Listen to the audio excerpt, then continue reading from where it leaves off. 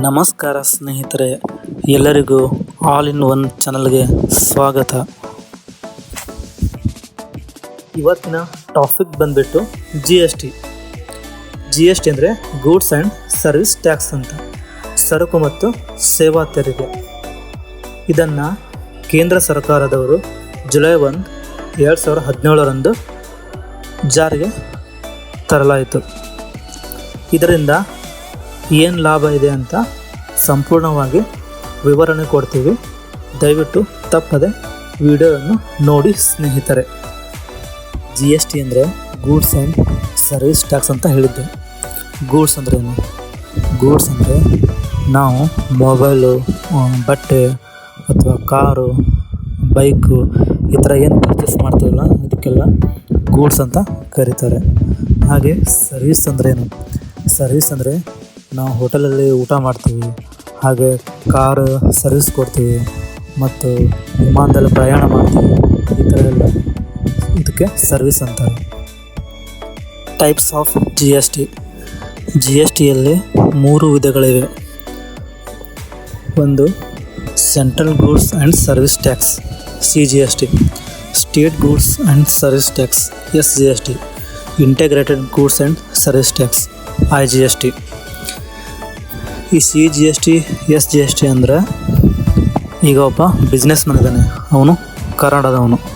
ಅವನು ತನ್ನ ಸರಕುಗಳನ್ನು ಕರ್ನಾಟಕದಲ್ಲಿಯೇ ಸಪ್ಲೈ ಮಾಡ್ತಿದ್ರೆ ಅಲ್ಲಿ CGST ಮತ್ತು SGST ಅಪ್ಲೈ ಆಗುತ್ತೆ. ಅವನೇನಾದರೂ ತನ್ನ ಸರಕುಗಳನ್ನು ಹೊರ ರಾಜ್ಯಗಳಿಗೆ ಸಪ್ಲೈ ಮಾಡ್ತಿದ್ರೆ ಅಲ್ಲಿ IGST ಬರುತ್ತೆ. ಕ್ಯಾಟಗರೀಸ್ ಆಫ್ ಜಿ ಎಸ್ ಟಿಯಲ್ಲಿ ಎಷ್ಟು ಥರ ಪರ್ಸೆಂಟೇಜ್ ಟ್ಯಾಕ್ಸ್ ಬರುತ್ತೆ ಅಂತ ಹೇಳ್ತೀನಿ ಕೇಳಿ. ಮೊದಲನೇದು 0%.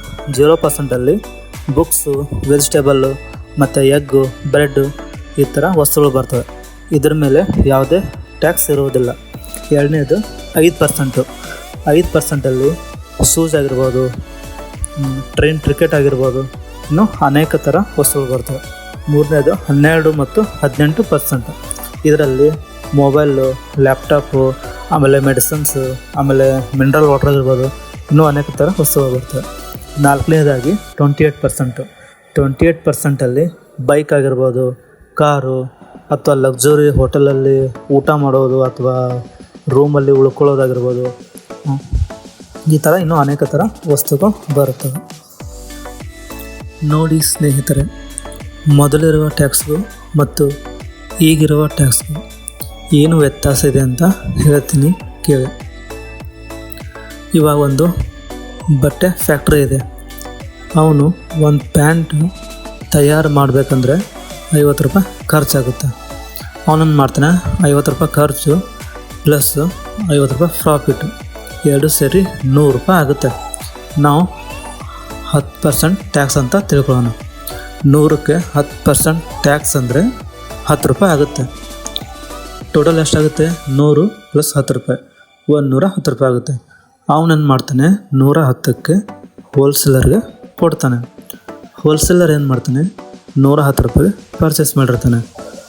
ಅವನೇನು ಮಾಡ್ತಾನೆ, ಪ್ಲಸ್ 20 ರೂಪಾಯಿ ಪ್ರಾಫಿಟ್ ಹಾಕ್ತಾನೆ. ಟೋಟಲ್ ಎಷ್ಟಾಯಿತು? 120 ರೂಪಾಯಿ ಆಯಿತು.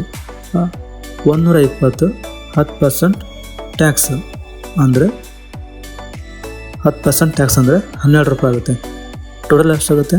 132 ರೂಪಾಯಿ ಆಗುತ್ತೆ. ಅವನೇನು ಮಾಡ್ತಾನೆ, 132ಕ್ಕೆ ರಿಟೇಲರಿಗೆ ಕೊಡ್ತಾನೆ. ರಿಟೇಲರ್ ಏನು ಮಾಡ್ತಾನಂದರೆ 132 ರೂಪಾಯಿಗೆ ಪರ್ಚೇಸ್ ಮಾಡಿರ್ತಾನೆ. ಅವನೇನು ಮಾಡ್ತಾನೆ, 10 ರೂಪಾಯಿ ಪ್ರಾಫಿಟ್ ಹಾಕ್ತಾನೆ. ಟೋಟಲ್ ಎಷ್ಟಾಯಿತು? 142 ರೂಪಾಯಿ ಆಗುತ್ತೆ. ಆಮೇಲೆ ಅದ್ರ ಮೇಲೆ 10% ಟ್ಯಾಕ್ಸ್ ಅಂದರೆ 14 ರೂಪಾಯಿ 2 ಪೈಸೆ ಆಗುತ್ತೆ. ಟೋಟಲ್ ಎಷ್ಟಾಗುತ್ತೆ? 156.2 ಪೈಸೆ. ಇದು ಕನ್ಸ್ಯೂಮರ್ಗೆ ಹೋಗುತ್ತೆ. ಇದು ಜಿ ಎಸ್ ಟಿ ಬರೋಕ್ಕಿಂತ ಮುಂಚೆ ಇರುವ ಟ್ಯಾಕ್ಸ್. ಇವಾಗಿನ ಜಿ ಎಸ್ ಟಿ ಟ್ಯಾಕ್ಸ್ಗೆ ಹೋಲಿಸಿದ್ರೆ ಎಷ್ಟು ವ್ಯತ್ಯಾಸ ಆಗುತ್ತೆ ಅಂತ ಹೇಳ್ತೀನಿ ನೋಡಿ. ಇವಾಗೊಂದು ಬಟ್ಟೆ ಫ್ಯಾಕ್ಟ್ರಿ ಇದೆ. ಒಂದು ಪ್ಯಾಂಟ್ ತಯಾರಾಗಬೇಕಂದ್ರೆ 50 ರೂಪಾಯಿ ಖರ್ಚಾಗುತ್ತೆ. ಅವನೇನು ಮಾಡ್ತಾನೆ, 50 ರೂಪಾಯಿ ಪ್ರಾಫಿಟ್ ಆಗ್ತಾನೆ. ಟೋಟಲ್ ಎಷ್ಟಾಗುತ್ತೆ? 100 ರೂಪಾಯಿ ಆಗುತ್ತೆ. ಎಷ್ಟು ಟ್ಯಾಕ್ಸ್ ಇರುತ್ತೆ? 10% ಟ್ಯಾಕ್ಸ್ ಇರುತ್ತೆ.